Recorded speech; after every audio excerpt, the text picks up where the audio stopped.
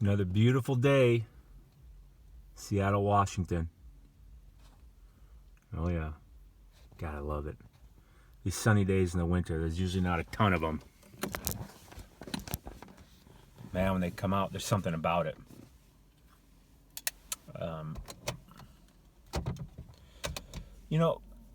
One thing I wanted to talk about today, maybe the main thing is why do we do what we do? How is it that you have two people, they may be family, you can probably relate to this, and they may be so far apart on an issue that it's unfathomable how they can disagree maybe literally 100%. And these are both intelligent people that know each other, that are family, that have lived together, say they're siblings. And one believes red and one believes blue. Say politics would be one of those things. People are so far apart. And they can get downright nasty, and it drives their decision making, and they will have nastiness with this person that they love, and they love them, they really do, but something gets weird, wonky, and wired in there that their belief of whatever this opposite thing is eventually trumps the other person, where they may not even talk to each other anymore. Last night I was watching my friend introduced me to it, and I didn't think I'd be interested in it, but I was watching this thing called, it was Leah Remini. If you remember the TV show King of Queens, she was the wife. I remember from those few episodes of Saved by the Bell back in the 90s. But I guess she was a Scientologist for 35 years, something like that. And now she's doing this whole show exposing it, because one day she woke up and realized she's been completely lied to, been fed a complete scam, I guess. I mean, that doesn't surprise me, because I was born into a Christian church, Lutheran. I don't know what the hell the difference is. Still to this day, I don't know what the hell the difference is really between any of those Christian churches. But I was in there, and everyone was nice and stuff like that, but they would tell me things. And if you've ever been associated with a church or whatever, they tell you things that are part of their, I don't know, I guess dogma, that are things you need to believe. And they are you have to believe them, or Christianity, you go to hell. If you don't, they say all you need to do is believe in Jesus Christ. Why? And as a kid, I was always like, why? Why does he care? Why does he give a shit? Why does he loves me unconditionally, but I have to believe in him, or I go to a terrible place for the rest of eternity? This doesn't make sense to me, but everyone else around me just accepts it. Not everyone, but 99.5% probably.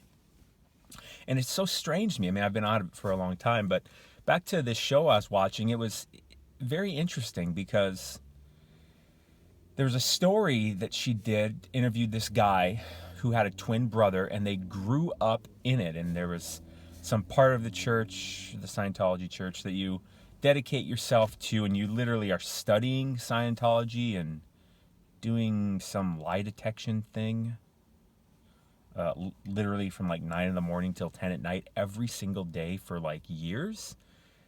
What were they called? Auditors, whatever that means. And what ended up happening, he has an identical brother, and they're going all up through it, and his identical brother actually was the first one to really pass this course, whatever the hell it was. And the leader of the place said, well, you know what, we're going to make this even harder. So no one passed this, and so the kid kind of got depressed, and he ended up getting pissed, and he didn't do very well, and they kind of kicked him out of the church, sort of, and then let him back in, and then did something called defecting, I think was what it was called. And literally what that means is that when someone gets defected, which means they leave the church, or they say something bad about the church, or they're against the church, they don't allow that. So you were once a Scientologist, you leave the church, And now you're literally, this is the way they say it, considered an enemy of the church. And everyone in your family that's still in Scientology is immediately required to defect from you and never communicate with you again. Can you imagine that? You got twin brothers, twin fucking brothers. And and one of them is being asked to completely disassociate and forget his other twin brother, who is literally his best friend by far in the world.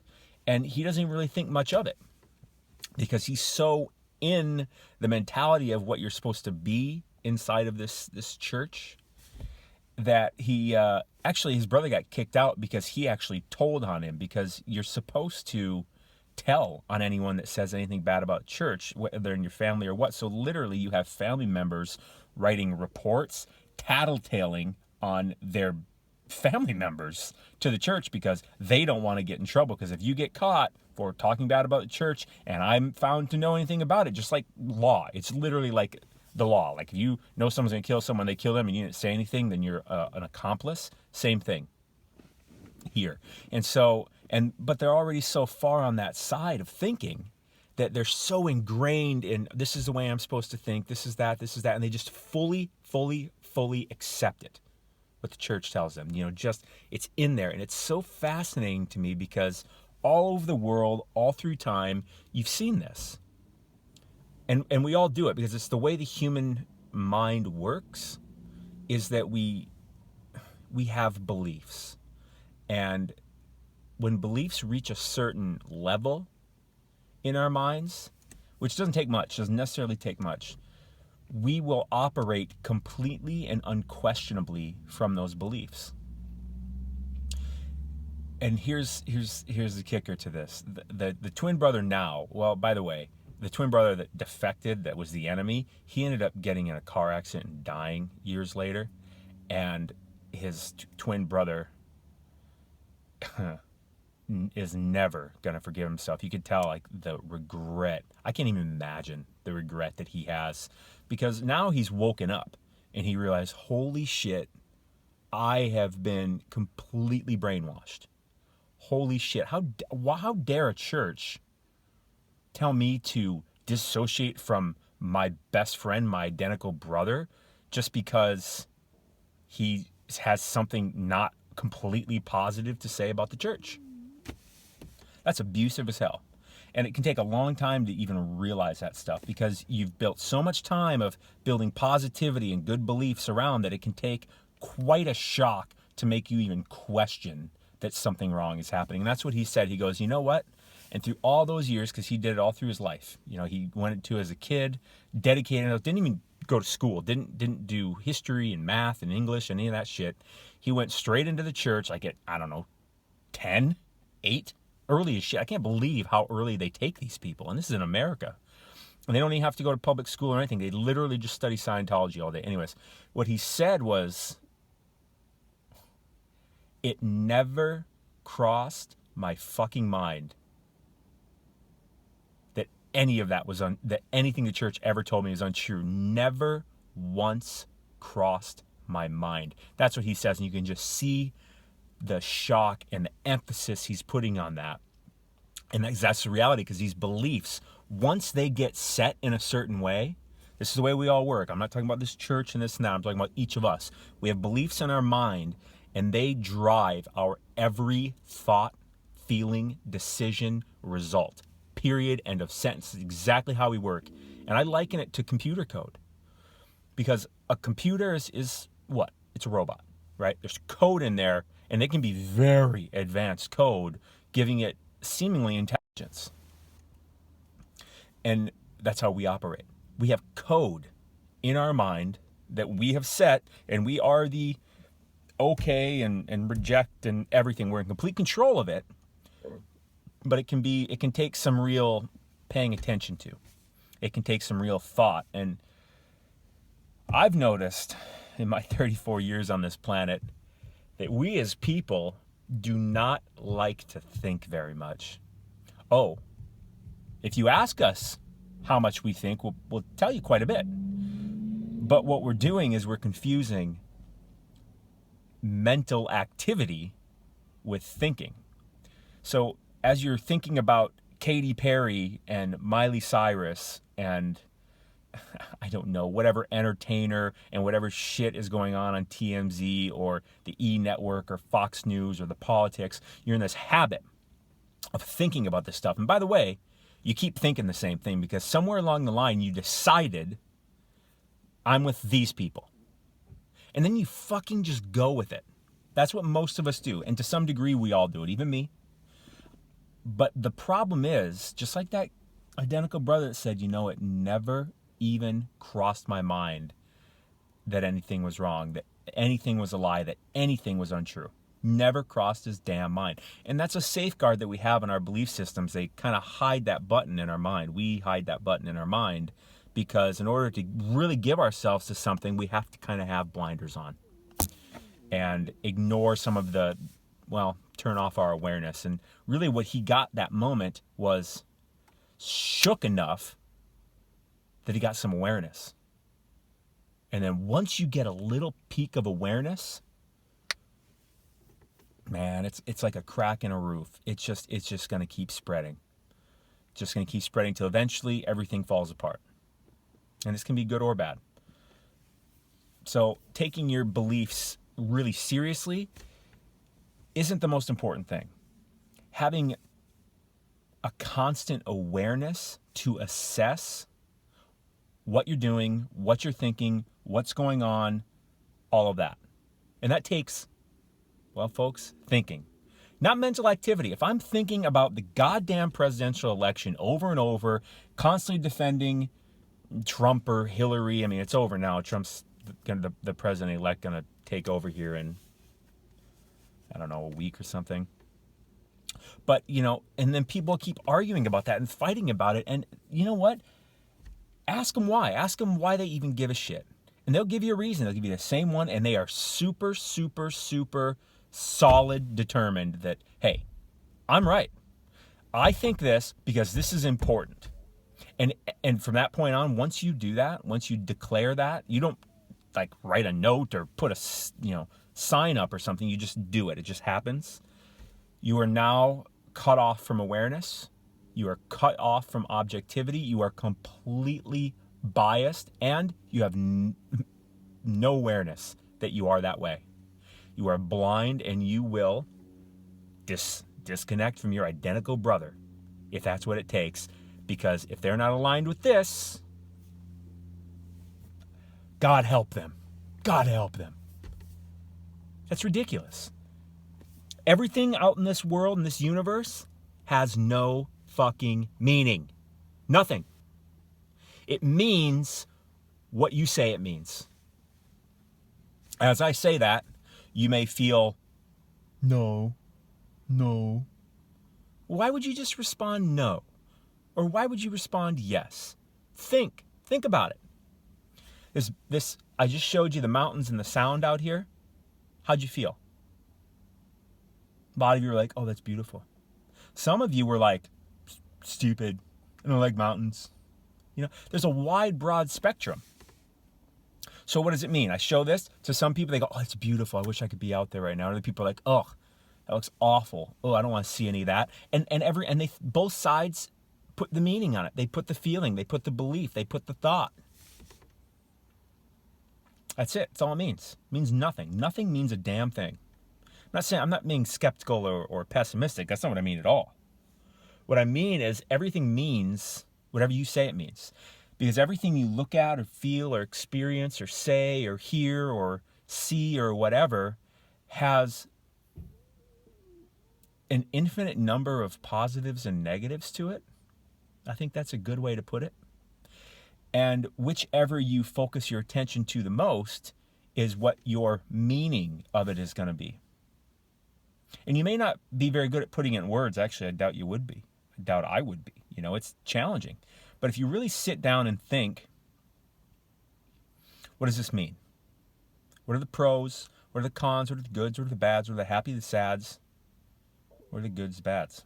And that's all it is. If you really sit down and think about it, you'll start to realize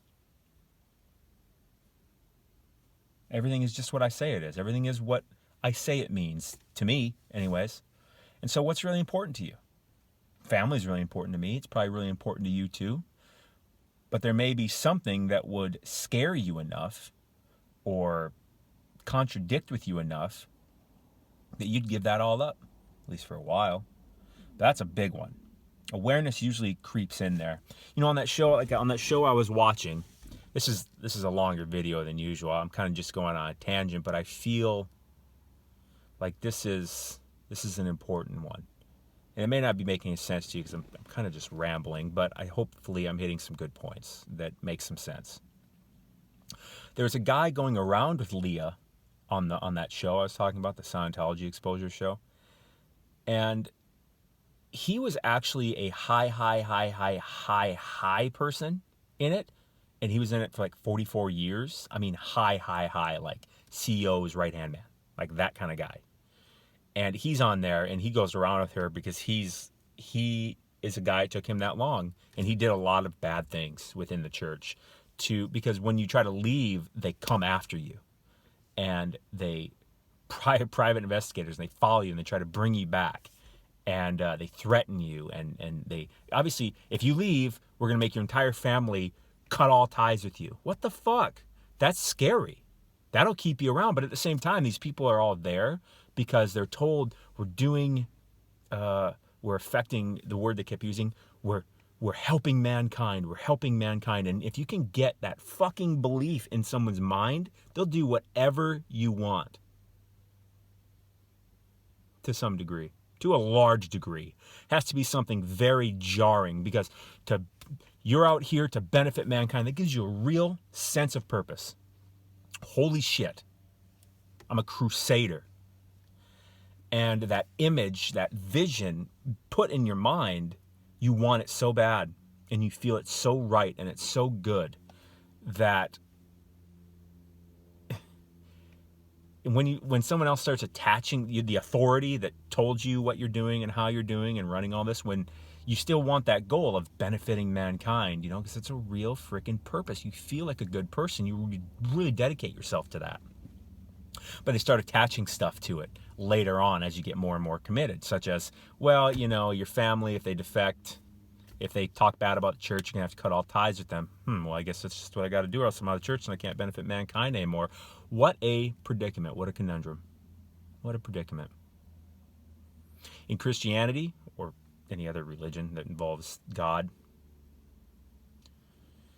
if you don't do this, you go to hell.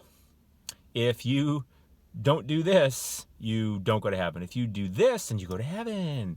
If you do this or this or this, then you get pain. If you don't do this, you get pain. So there's a whole bunch of fear always involved in these things. But at the same time, God loves you. God loves you unconditionally. But you can't, but gay people are awful. God creates everything all powerful, all knowing, but, you know, somehow gay people just happened. And, yeah, he hates them. Oh, and it's a he, by the way. So funny. And these are things as a kid going to church that I was like, what are you talking about? That doesn't make sense. How is this bearded, shirtless dude in the clouds? That's the way, I swear to God, that's the way it was presented to me. Like, looking around, just paying attention to everything. It was a shirtless, bearded, muscular dude. And it looked a lot like Zeus in Greek mythology, actually. And there were just things, and I'd ask questions. I mean, I'm like elementary school, junior high, going through, the hell's it called? Whatever that thing is that you got to go through for all those years to be able to take communion.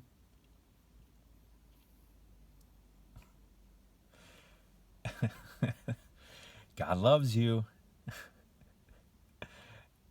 You can do whatever you want. Just, you know, God will forgive you, but you must believe in Jesus. Jesus and God are so insecure that you need to acknowledge their existence, or else they have to punish you. Actually condemn you to hell. So see what I'm saying there? Like that Scientology, and that was my Christian church, and then Scientology there, religions use the same tactics. They give you a very good message, a meaningful message, some kind of big promise, and then they start attaching all kinds of conditions to it, mostly fear-based, because you get so attached to the idea of going to heaven or benefiting all of mankind or changing the entire world and alleviating all pain and suffering. Some huge, huge, huge idea. And tremendous fear of anything else. So if you don't get to heaven, well, then you're going to the worst imaginable place for the rest of eternity.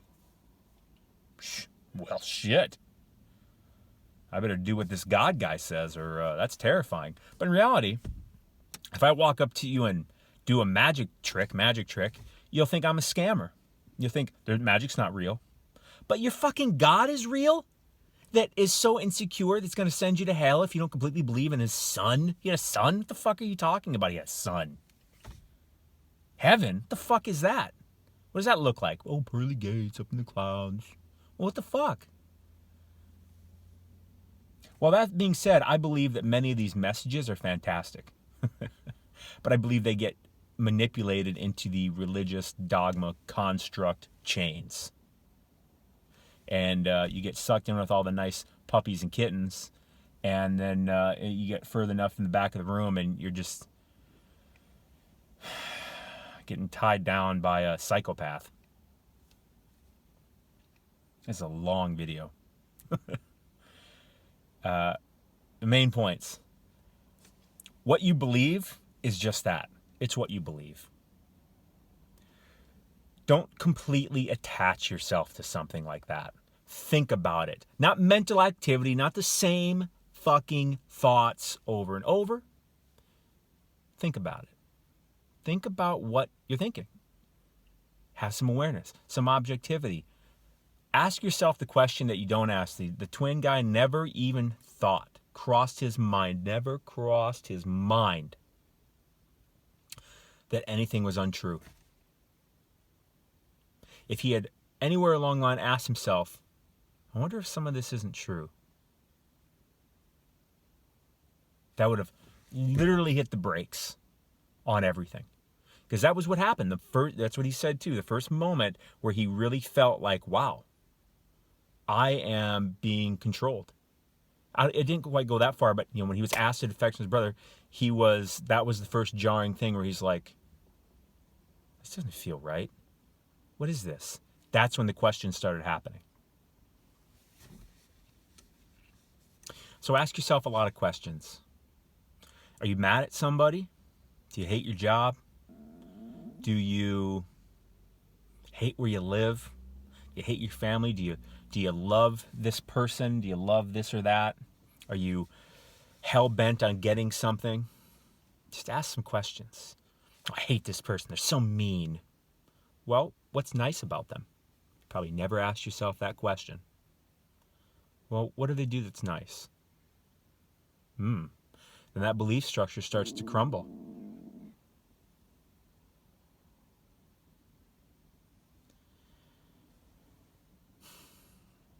There's an equal amount of positives and negatives to everything in life, and nothing has meaning other than that which you give it. If you identify more benefits to something than drawbacks, you'll see it as a positive. And you'll probably incorporate it into your belief structure and talk to other people about it and tell them how great it is. If you see more drawbacks than benefits to something, you will define it in your belief system as being no good and tell other people how it's no good. But the reality is, you're just not asking enough questions, thinking, okay, well, how's this good? How's this beneficial? How's this more beneficial? What's the more drawback? Ooh, I want to be so rich. Well, have you ever asked yourself what the drawback would be to that? Drawbacks. I mean, what I'm telling you is there's an infinite number on each side. Because if you look at this universe, you look at the science that we've actually looked at, and I implore you to question science too. Question everything, all the time. Find your answers. And never just plant your flag. You can hang out in an area and stay there until you find a reason to move. But be looking for, not necessarily looking for reasons, but asking questions and objectively assessing forever. Sounds tedious, but it's not. It's just a habit. And most of us aren't taught that habit. Most of us don't even know that habit exists. We have the habit of watching TV every day and talking shit and not liking people and judging people. And I mean, it's racism. What the fuck is that? Racism? You mean another person? Now, I live in America. We had the Civil War in 1886, I think, somewhere around there. In the late 1880s. In the late 1800s, excuse me. So that was, not even much over 100 years ago. And it was a war, as far as I can tell, over to have slavery or not. Now, I believe there was a lot more things at play there.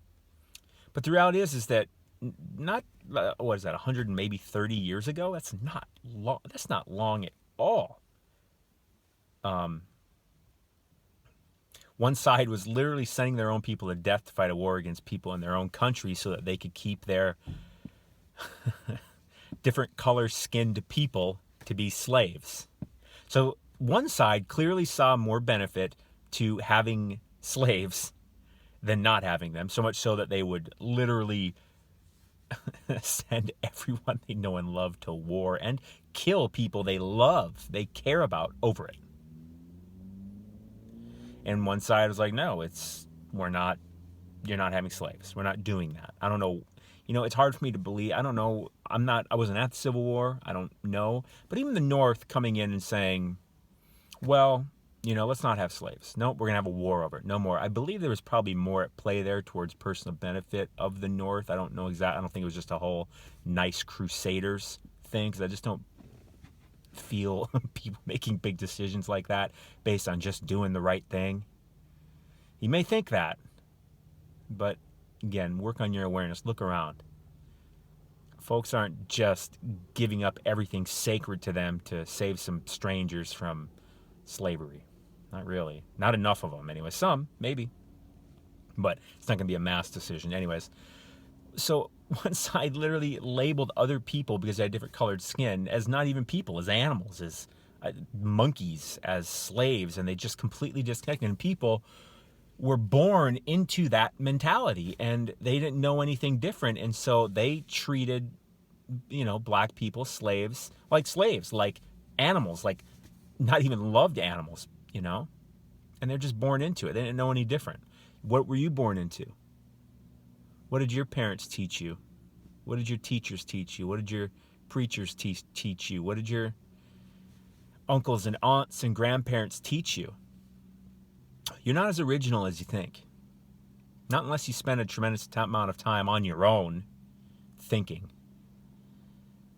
And we're all guilty of underthinking, myself included. That's for sure. I mean, I used to be a doctor.